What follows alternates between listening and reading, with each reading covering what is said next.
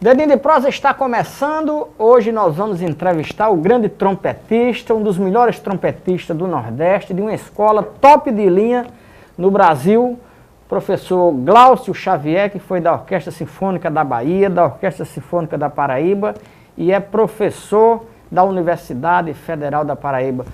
Professor, aqui o entrevistado se apresenta. Quem é Glaucio Xavier? Conta aí para o nosso telespectador.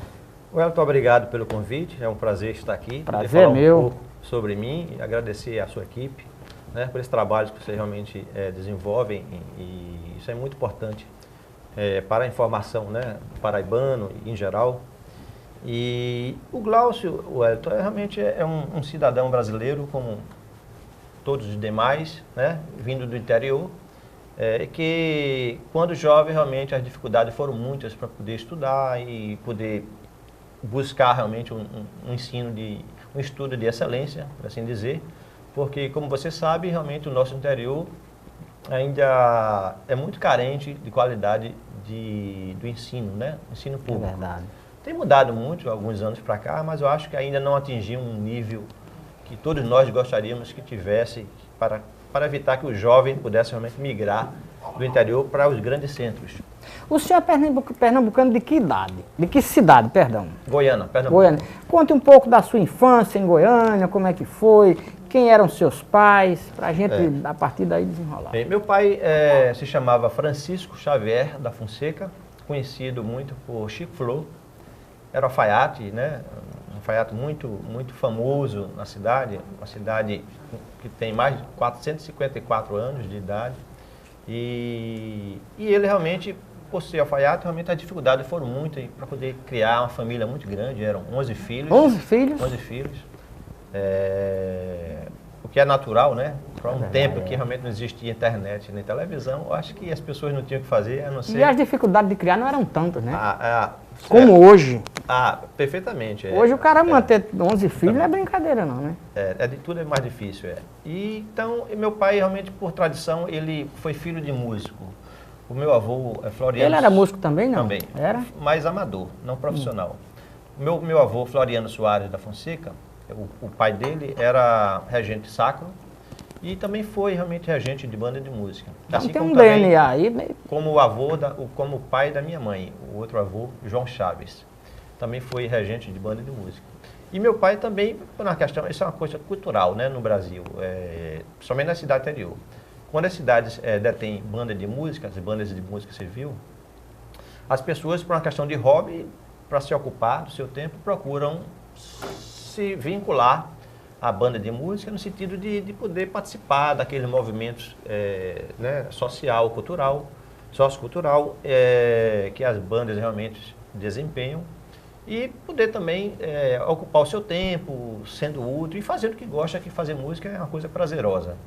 Então, eu, muito de pequeno, convivi com meus irmãos estudando música, irmãs minhas que hoje... Tem irmãs que tocam teclado, outras tocam acordeon. Então é uma família de músicos, né? Mas todos que realmente não levaram assim profissionalmente. Só eu que terminei resolvendo seguir adiante. E eu acho que isso foi influência, né? Porque você pequeno, você vê meu pai sair para ensaiar na banda à noite. Ele tocava o quê? Olha, ele tocou, uma coisa bem curiosa isso, porque ele começou tocando trompete. Depois do trompete, ele... Como alfaiate, ele teve um acidente na oficina de costura dele, porque naquela época, os sanitários das alfaiatarias, as coisas muito antigas no interior, eram num quintal. Era um buraco assim, com um tanque, né? As pessoas utilizavam ali. Então, a malária, o funcionário da malária, de tempo em tempo eles iam fazer inspeção nesses lugares e botavam aquela pedra, que agora no momento não estou muito lembrado. É uma pedra que ela fica fervendo para dissolver aquela massa. Enxofre. Ali. Enxofre, E depois que ele colocou aquilo, eram as 5 horas da tarde, ele saiu, o funcionário foi embora. Meu pai, curioso, achou de arriscar um papel com fogo e jogou dentro do papel aceso para ver o efeito do enxofre. Aí quando o papel bateu no enxofre, veio aquela explosão. Né? Aí pegou no rosto dele. Então, com isso aí, ele alegava que a musculatura do rosto, os nervos do rosto, Danificou, ficaram realmente, toda vez que ele ia soprar, ficavam assim, tremendo, ele não conseguia controlar isso. Aí ele passou do trompete para o trombone, que tinha um bocal maior, para ver se, pela natureza do instrumento, isso podia realmente sumir, facilitar. E terminou não conseguindo. Então ele, para não abandonar o hábito que ele tinha de participar da banda e tudo, ele terminou passando para a percussão.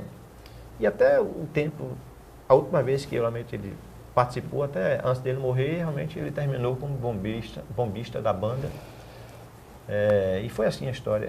E como é que o senhor se sentiu atraído pelo trompete? Foi orientado ou foi uma atração natural? Me permita chamar de senhor, porque a regra da entrevista é assim.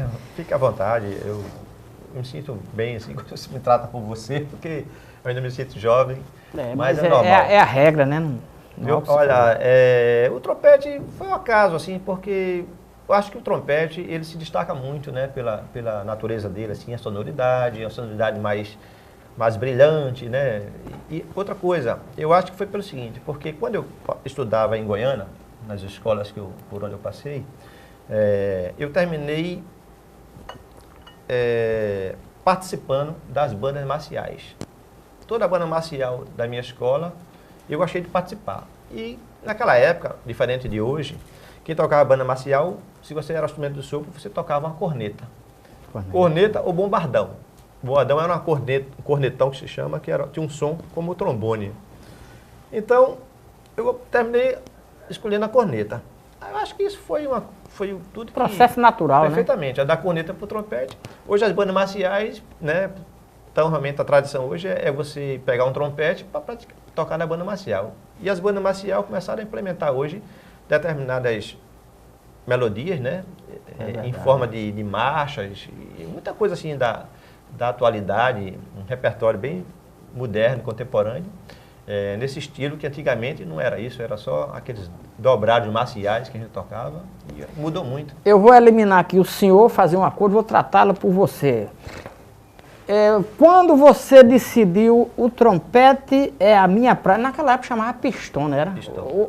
Não é? Ainda hoje algumas pessoas classificam como pistão. Em que momento você disse, não, esse aqui é meu instrumento e eu vou longe no trompete? Olha, quando eu tocava corneta e que realmente fui para Saboeira, que é uma das bandas de músicas filiadas em Goiânia, eu fui realmente decidido a estudar trompete, praticar o trompete. E logo que você chega na Saboeira, primeiramente, todo aprendiz, como se chama no interior, você tem que primeiro se musicalizar, né?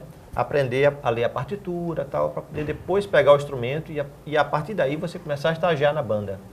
E quando eu fui para a banda fazer o estudo do conhecimento da leitura, da partitura, eu já fui realmente decidido a querer tocar trompete.